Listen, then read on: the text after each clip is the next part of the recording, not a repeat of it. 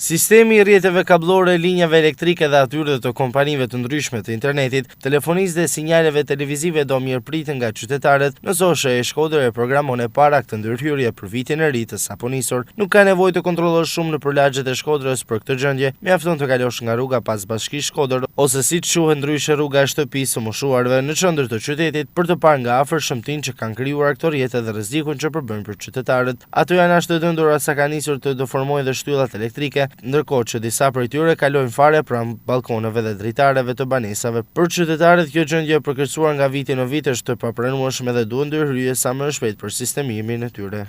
Me Shkodër është vetëm zi shifet prej kablove, një shëmtie e keqe, si të banë përshtypje shumë.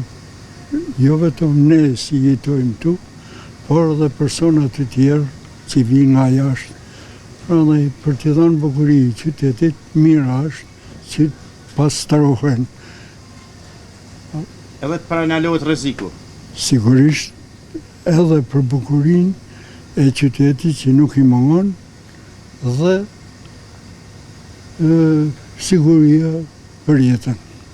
Në shumë rrugë të Shkodrës ndeshesh me një situatë të tillë ku paralele me linjët dhe kablot elektrike janë shtrirë dhe ato të shërbimeve të tjera, duke mbikarkuar rrjetin deri në rrëzimin e shtyllave. Në këtë situatë nuk përjashtohet nga detyrimi as Bashkia e Shkodrës që t'i kërkojë OSHE-s dhe kompanive të tjera që i shfrytëzojnë këto kablo, t'i sistemojnë ato sipas kushteve teknike që jepen fund kësaj gjendje kaotike, e cila rrezikon në çdo moment jetën e qytetarëve.